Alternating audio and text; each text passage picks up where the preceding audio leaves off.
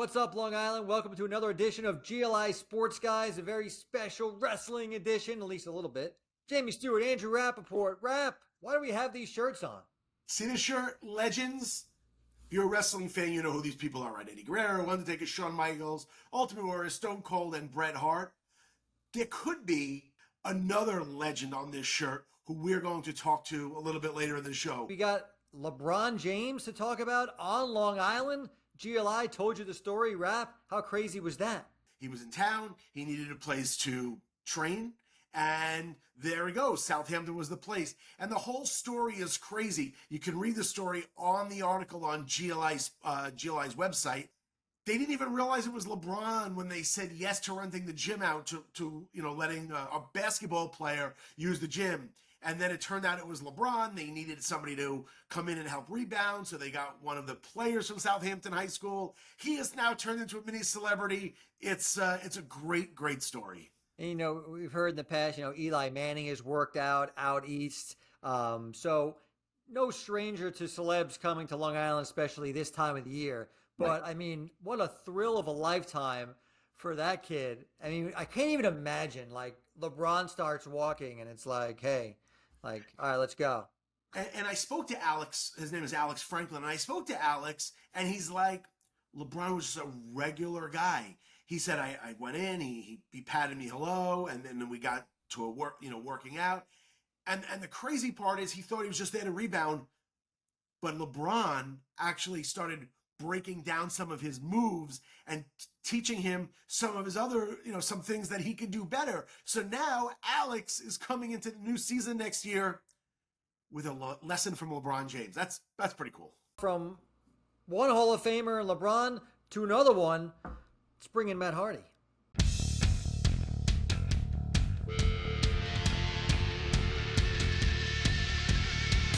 Okay, the man joining us now needs no introduction. He is a future wrestling Hall of Famer, one heck of a singles champion, and of course, half of one of the greatest and most popular wrestling tag teams of all time. Of course, I'm talking about the Hardy Boys. Matt Hardy, welcome to the GLI Sports Guys. Jamie Stewart, Andrew Rappaport, thank you so much. Thanks for having me, guys. Excited to be here and talk. We're very excited to be coming to Long Island. We're doing Slammiversary. It's going to be one of the biggest events in the company of TNA's history, and it goes down July 20th at the UBS Arena. I mean, you just stole my line. Coming to Long Island, July 20th, UBS Slammiversary, biggest event of the year for TNA. You're in a ladder match with your brother. Tell us about that match and the rest of the card. Well, finally, we are getting our rematch. After the Nemeths robbed us of the titles, they avoided us. They did everything they could not to have a rematch against us. And the way we had to earn this rematch was to do it in a ladder match. We're having a four-way ladder match where we finally get a rematch against Ryan and Nick Nemeth. Also in the match are going to be the Rascals and First Class. And when you hear the term ladder match, I think if you're a wrestling fan, you automatically think Matt and Jeff Hardy. You think of the Hardy Boys. You think of Team Extreme. So this is our match, and it is going to be a spectacle on July the 20th. We're going to go out that night, and we're going to give everyone in the UBS Arena indelible memories. And when it's all said and done, we're going to take those tag teams, and we're going to show them why we are the kings of the ladder match, and we're going to regain and procure our TNA World Tag Team titles for the fourth time. Matt, what is it about the wrestling crowd on Long Island that you love so much? Because obviously you've been here plenty of times before, and now UBS Arena. What is it about our fans? When you go out there and you do amazing stuff and you provide them with great entertainment and you provide them with amazing wrestling, an amazing wrestling match, an amazing wrestling ladder match, they reward you by being very passionate and being enthusiastic. And that is what is so exciting about the New Yorker. You still feel like, I don't know, at least to me, kind of like a young guy. You don't feel like an old guy, maybe because I don't want to feel old, but you've been wrestling for 4 decades, I think. What is the secret to that success, to still being relevant? Well, my brother and I, over the last couple of years, have discovered ice bath, cold plunges, and that they have been a literal game changer for us. The way our body feels, the way we bounce back and recover at an advanced age. I don't like to say older; I say advanced age, and we're just really passionate about what we do. I think we are too. I think we're two tough son of a bitches who are passionate and we love what we do. and we go out there and we grind. We're not afraid to work. We're not afraid to get in the dirt. That's how we were born and raised. We grew up farming tobacco in North Carolina. We grew up poor. We were two kids, had no connection to the wrestling business, had these massive dreams and aspirations of attaining a goal, being a professional wrestler for a career, and being the World Tag Team Champions once. If we did it once, we succeeded. And now we're 14-time World Tag Team Champions in major companies. And at Slammiversary at UBS, we plan on making that 15 times. And we are going to do everything we can to cement our legacy as the greatest of all time. And you talked about such a long career, and it's not like a career where you played it safe in the ring. You know what I'm saying? Like, you're high flying every night. You're not just like giving bear hugs. I mean, it's kind of remarkable that you're still doing this. Yeah, we're not out there working holds, brother. We're not holding chin locks and bear hugs for 4 or 5 minutes in the ring. We're out there busting ass. You know, we're out there jumping off ladders. We're jumping off the ropes. We're going through tables. We're doing high risk maneuvers, you know, night in and night out. And as we've gotten older, we work a little smarter. But Jeff especially is an anomaly because he still nails a swanton like it's 2000. He still nails a whisper in the wind like it's 2000, which is incredible. But we're always innovating. We have a move called the plot twist right now, where Jeff does almost a twist of fate into a stunner, and the guy pops up, and I give him a rude awakening neck breaker. The timing has to be crucial on that move.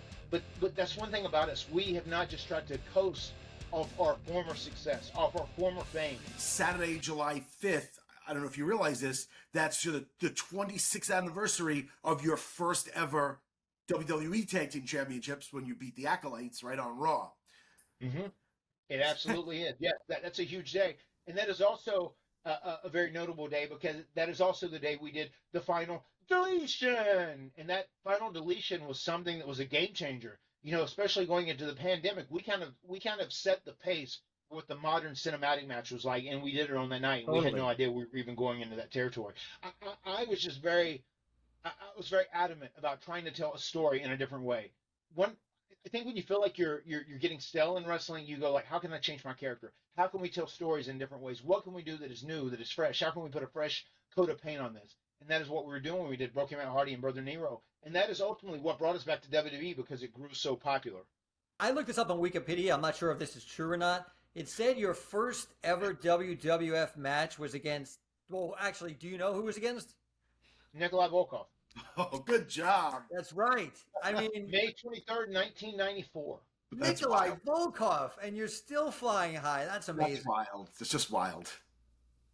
I'll tell you a very funny story. Tony Gurria, who was the producer in charge of our match, kind of came up and said, hey, I just want to tell you something, kid. He said, tonight you go out there, it's your first shot. I know you're up here, you're a young man, you have dreams, you want to be a wrestler, but if you screw anything up, he used the F word as opposed to screw. He said, if you screw anything up, you'll never come back here again. And then Nikolai Volkov comes over, and I go, oh, hi, sir. Very nice to meet you. Is there anything you would like to do, or you want to tell me anything? Do you want to talk? And he said, no, don't worry about it. I just listen to me out there. He said, and don't worry about it. He said, F, but I screw up every single match. See you out there. So that was the pressure I was under my very first night at 18 years old. And then we go from that to, you touched on it before, of course, it's fitting that it's a ladder match on Long Island, right? UBS Arena. Yes. In just a few weeks. How excited are you that it's a ladder match again? Pumped, man. A ladder match, that is our climate. That is our environment. That is our comfort zone. So we are ready to go in there. We're ready to rock and roll. And I think this ladder match is going to be one of the most unique ladder matches you've ever seen. This ladder match is going to be worth the price of the pay-per-view. I'm putting that down, and I'm going to stand on that because we have some big things in mind. We have some big things planned, and we are going to have a Hardy party at the UBS Arena on Long Island on July 20th, and we're going to celebrate our 15th run as World Tag Team Champions. We wish you the best, Matt Hardy. Thank you so much for joining GLI Sports Guys TNA Slammiversary, July 20th at UBS Arena. Everyone go out and get your tickets and support the Hardy Boys. Matt, it's a pleasure watching you all these years. Thank you, my friends. Thank you. Very nice chatting with you guys. Should be a fun event. A lot of wrestlers that people in Long Island know, and it's it should be a fun time. Great atmosphere. You know what else was a fun event? What, Andrew? Monday night at Oheka Castle. Oh yeah, but it wasn't wrestling. It was not wrestling. Last week we had Preston Carey on the show, the former St. Anthony's standout lineman who was making his announcement. Yeah, we previewed it, And Monday night, he did it in front of a packed house at Ohika.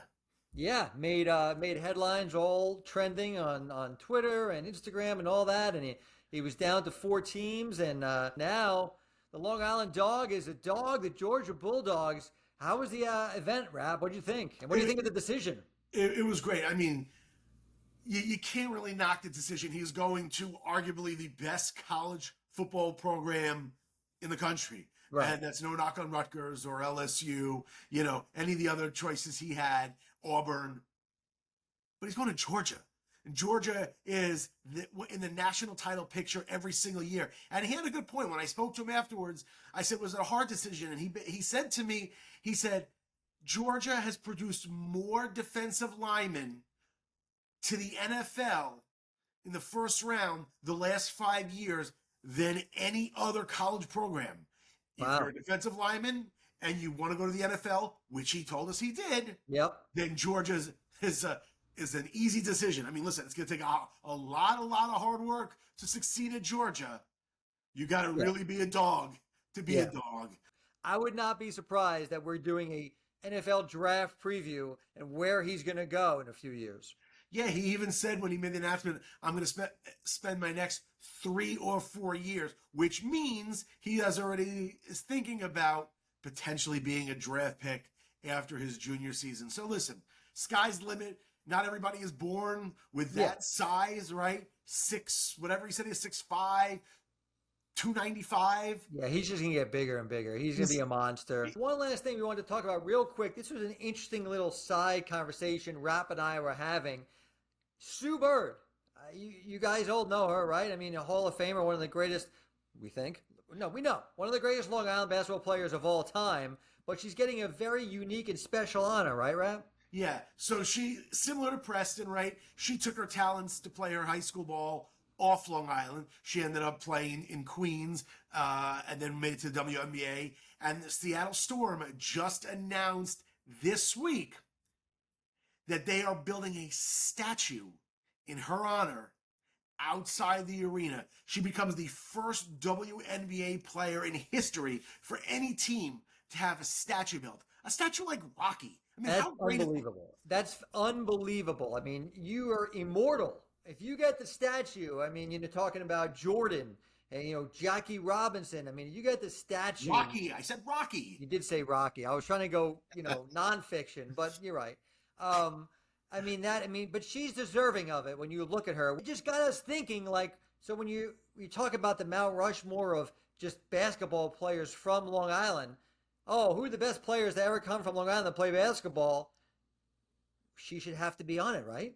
1,000%. She, in my opinion, we got Dr. J. Yeah, she could start the list. Yes, you got Dr. J, but right after Dr. J, there's not a woman alive in basketball who is more accomplished than she is, right? She's got the Olympic championships. She's got the college basketball championships at UConn. She's got the WNBA championships. Yeah. She is the best of the best. Tobias is great. Danny Green is great. AJ Price is great. Tom Gugliotta is great. Wally Zerbiak. Mike James is great. A lot of great. But like I said, if you're doing the Mount Rushmore, I mean, if obviously Dr. J is Dr. J, but she's got to be in that top 3 over. I mean, if she's got to be, she's over Mike James, she's over AJ Price. No question. Zerbiak.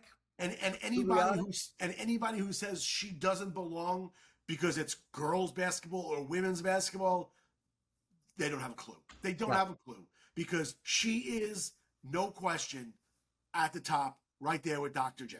I mean, she's one of the most decorated male or female basketball players of all time, and Long Island proud. So congrats to her. Hopefully that statue, by the way, bears some sort of resemblance to her. Because we've seen some statues in the past. Dwayne Wade's looks like a monster. Right. Some of these people, you're like, what? So hopefully. And if anybody disagrees with us, let us know, because I would love to hear your reason. Don't just say she doesn't belong. Tell us why she doesn't belong, and we can address it in next week's show. Because if you make a valid point, okay, maybe I'm not thinking about something. And I don't want to hear that they're all bigger and stronger than her. That's not what this is about. This is just about basketball accomplishments and basketball skills. So if you disagree, let us know. And do it nicely, like Rob said, and we'll talk about it. Absolutely. Anyway, For Andrew, I'm Jamie. GLI Sports Guys, we're out. Hope you guys enjoyed the show. We'll see you next time.